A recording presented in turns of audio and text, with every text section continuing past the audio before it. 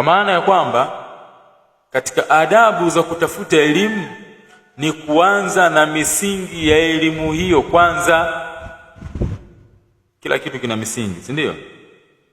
Sasa katika adabu za kutafuta elimu ya kisheria, mambo ambayo katika jambo ambalo inabidi alazimiane nalo mwanafunzi mwenye kutafuta elimu ya kisheria ni kulazimiana na misingi ya kutafuta elimu hiyo, au ni kulazimiana na misingi ya elimu hiyo, kwa sababu kama atakuwa hajafanya vizuri kwenye hiyo misingi ya elimu, hurimal usul, basi mwanafunzi huyu atakuwa amenyimwa au ameharamishiwa yeye kufika katika hiyo elimu. Wa marama al-ilmu jumlatan dhahaba anhu jumlatan, lakini pia na atakayekusudia elimu kwa ujumla, dhahaba anhu jumlatan, basi hivyo hivyo elimu hiyo inaondoka kwake yeye jumla, moja kwa moja. Maana yake ni nini? Kumbe elimu ilivyo au utaratibu wa kutafuta elimu unaanza kwa mtu kuifahamu misingi ya elimu hiyo, na yule ambaye atakayekuwa hajafanya vizuri kwenye kuipata misingi hiyo, basi mtu huyu amenyimwa kufika kwenye elimu. Kwa hiyo jamaatul khair akasema wa marama al-ilmu jumlatan, lakini yule ambaye atakayeikusudia elimu kwa ujumla wake, dhahaba anhu jumlatan, basi elimu hiyo itaondoka kwake yeye kama alivyokusudia kuingiza kwa pamoja, ndivyo ambavyo elimu itakavyoondoka. Tunafahamiana? Kuna mtu leo anaweza akaanza kusoma usulu thalatha, si ndio?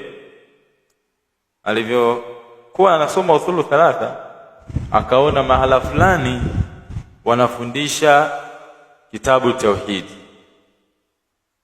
sawa, akachomoka, sawa, au hiki kasema hiki bwana tukiache tusome kitabu fulani kwa sababu kile bwana ndo kina faida na nini, hiki tunachelewa, yani tunachelewa kujua.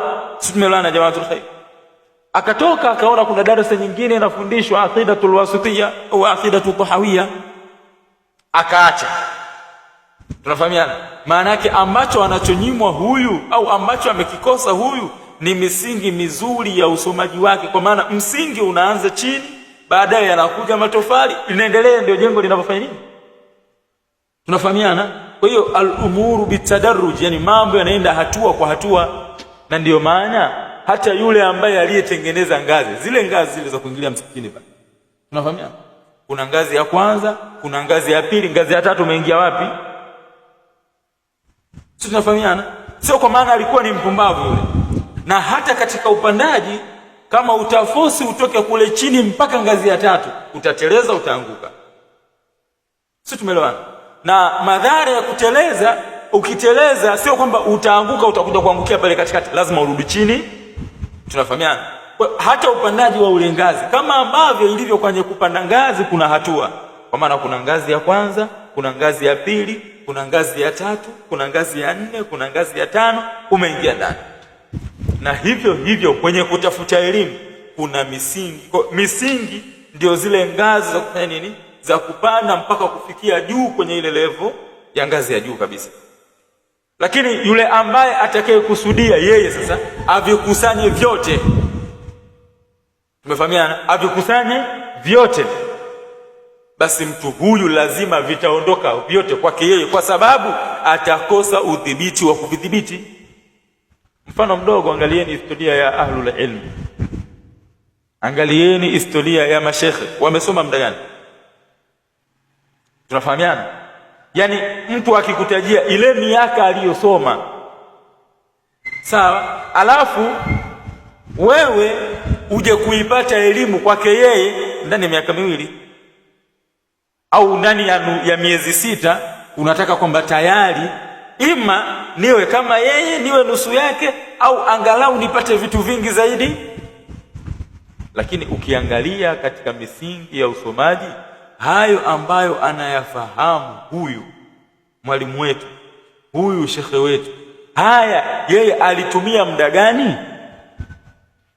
Na haya mambo ndio ambayo yanawashinda watu kufanya nini?